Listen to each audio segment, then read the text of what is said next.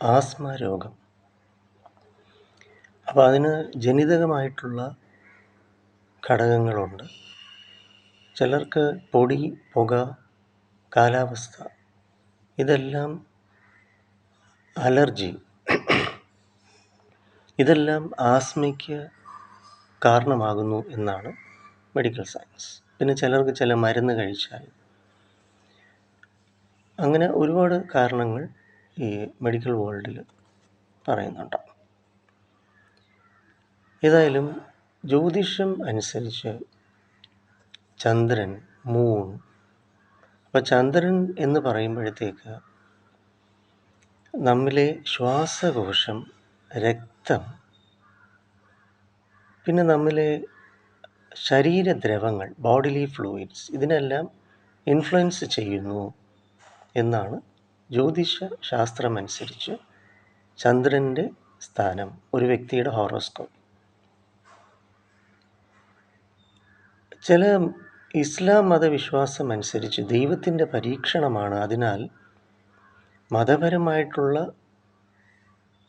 കാര്യങ്ങളും പ്രാർത്ഥനകളും കൊണ്ട് ദൈവത്തിൻ്റെ ഇടപെടൽ നടത്തണം. അതിനുള്ള സൂചനയാണ് ആസ്മ. ചില ക്രിസ്ത്യൻ ബിലീഫ് അനുസരിച്ച് ദൈവത്തോട് കൂടുതൽ അടുക്കാനുള്ള കാരണം കൊണ്ടാണ് ഈ ആസ്മ ഉണ്ടാകുന്നത്. കാരണം ശ്വാസം എന്നത് പ്രാണനാണല്ലോ, വിശ്വജീവശക്തിയാണല്ലോ. അപ്പം ഈ സൈക്കോളജിക്കലി നമ്മൾ നോക്കുമ്പോൾ ഒരു വ്യക്തിയിൽ ഉണ്ടാകുന്ന ഇമോഷണൽ ട്രോമ, വൈകാരിക ക്ഷതം, ആവേശം, ഭയം, സ്ട്രെസ്, ടെൻഷൻ, ലൈംഗികമായിട്ടുള്ള ചൂഷണം, അതുപോലെ അവരുടെ അടുത്ത ബന്ധത്തിലുള്ള ആർക്കെങ്കിലും എന്തെങ്കിലും തരത്തിലുള്ള അപകടം അല്ലെങ്കിൽ വളരെ അവർക്കുണ്ടാകുന്ന ചില വിഷമതകൾക്ക് ഇവർ സാക്ഷ്യം വഹിക്കുക, ഇത് ഉള്ളിൽ കിടക്കുന്നു. അപ്പോൾ ഇന്നർ ക്രൈയിങ്, അങ്ങനെ വൈകാരിക തലങ്ങളിൽ വൈകാരികമായിട്ടുള്ള വിക്ഷോഭം, അങ്ങനെ ഇമോഷണൽ സ്റ്റേറ്റിൽ ഉള്ളിൽ ഒളിഞ്ഞു കിടക്കുന്നതായിട്ടുള്ള.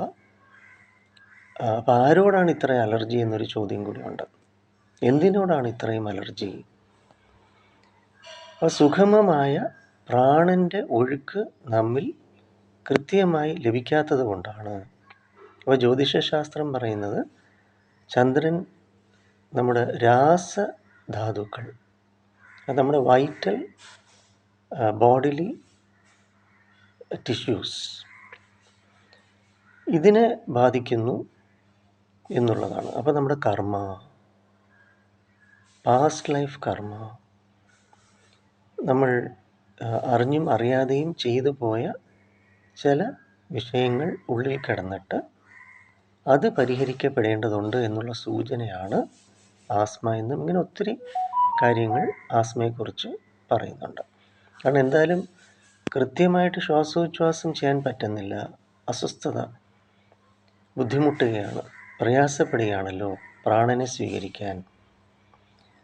അപ്പോൾ അതുകൊണ്ട് തിരിച്ച് നമ്മൾ in connection with the divine, ദൈവികമായിട്ടുള്ള കൂടിച്ചേരൽ, അതാണ് ഈ ആസ്മ ആയിട്ട് അനുഭവിക്കാൻ ഇടയാക്കുന്നത്.